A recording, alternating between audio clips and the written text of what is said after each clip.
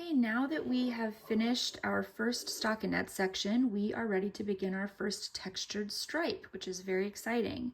Just wanted to go over a few things with what we've got going on so far. So if you kind of move your project onto the cable of part of your needles, you can see how this wrap is coming together. So our initial cast on here was where we started. And basically what's happening is we are creating two different triangles here.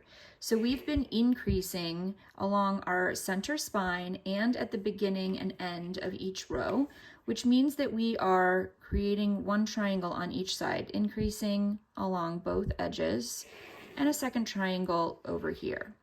So when we begin our textured stripe, what's going to happen is we are going to be working the texture to the center spine stitch, and then we're going to be working a mirror image of that texture stitch along this edge as well.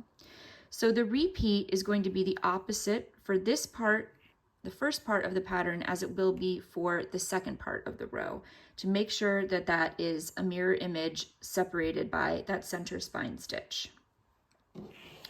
So without further ado, let's get started with that. I'm just gonna move my stitches back over here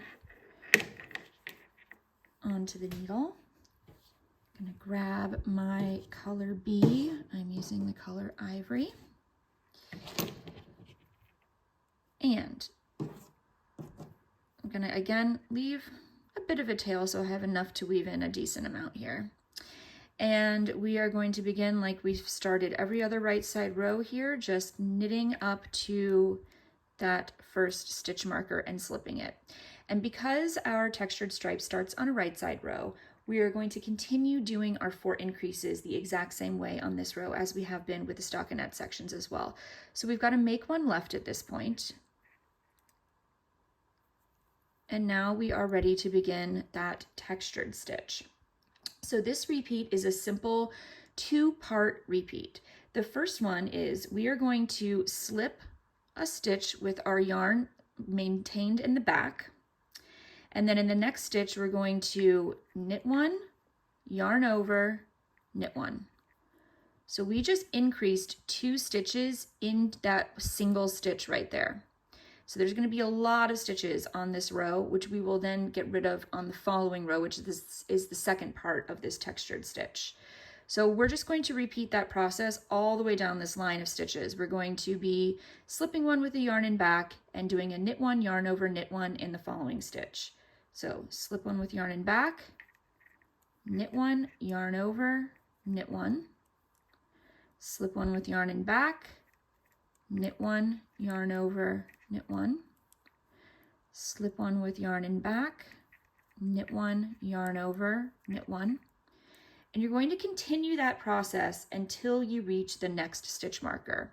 I will meet you there. Okay, I have worked that repeat up to this next stitch marker, and I'm ready to do my next increase, which is a make one right. I just wanted to point out that the repeat on this side has been to slip one and then do the increase, the knit one, yarn over, knit one in the next stitch.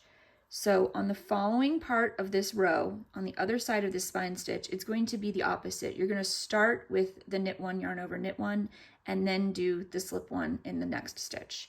So first I'm going to do my increase, which is a make one right.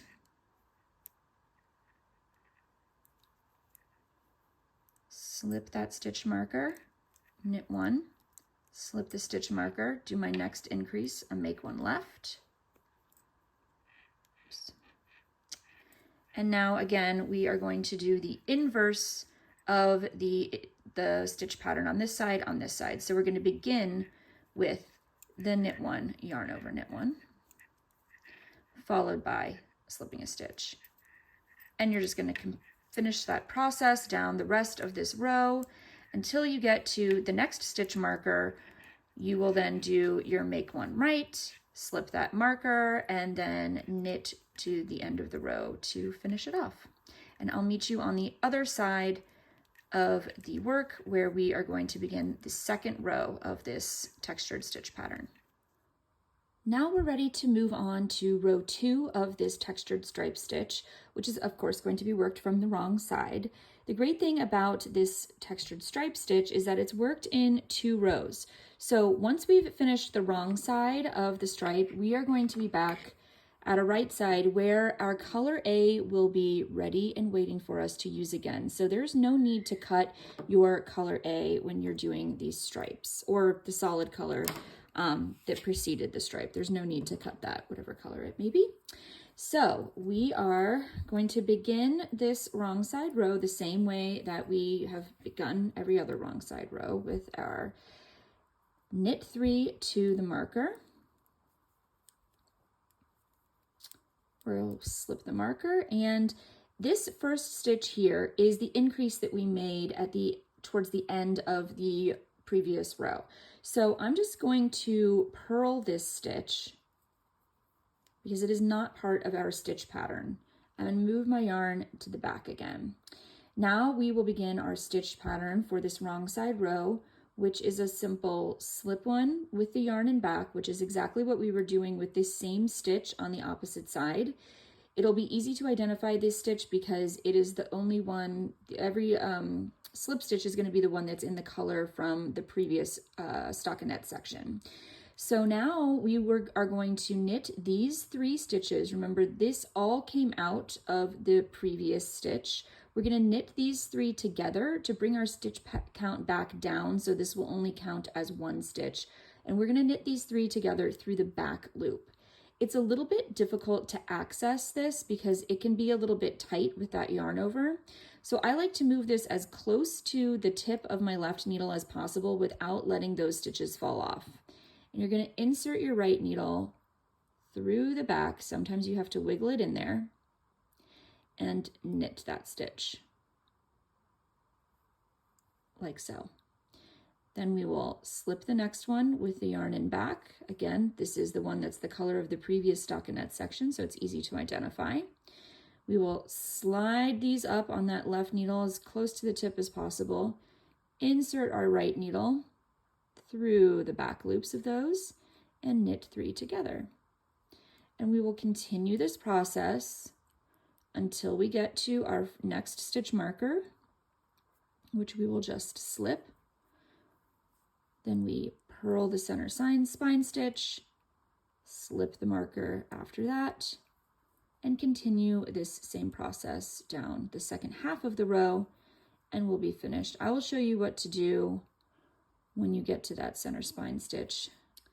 Here I am at 1 stitch before the next marker. So I have finished the repeat for this first half of the row, doing my slip 1 and my knit 3 together through the back loop, and I have 1 stitch remaining before my stitch marker here. Again, this is the increase from the previous row. So since this isn't part of our stitch pattern, I'm just going to purl it so it remains in stockinette on the front of the fabric.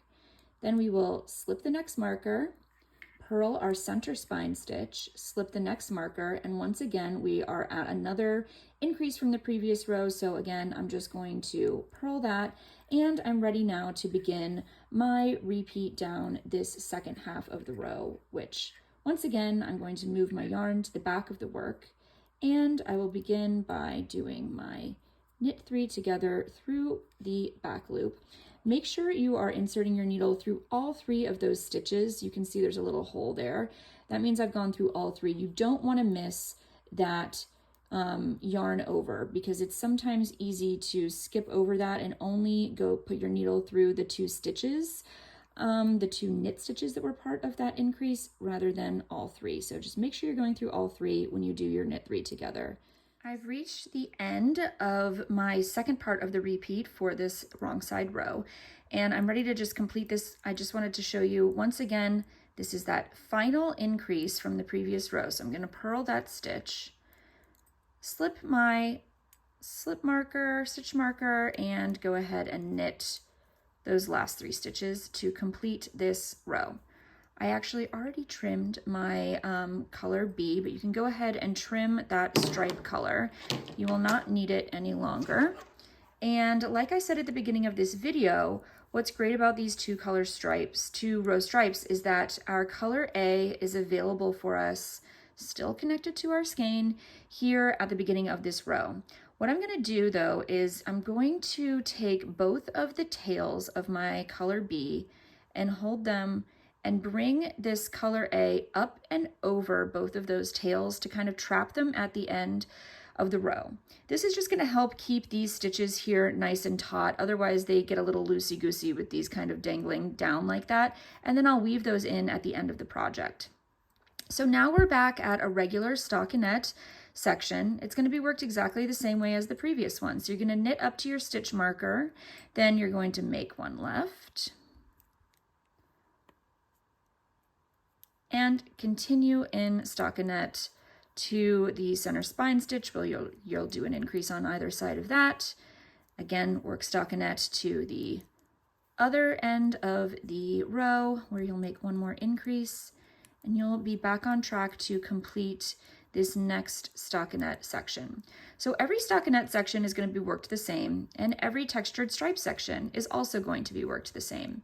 So the next video that I'll have for you on this project is going to actually be where we work our garter edging at the bottom of the wrap and then binding off. And then we'll complete the project by weaving in our ends and adding our tassels.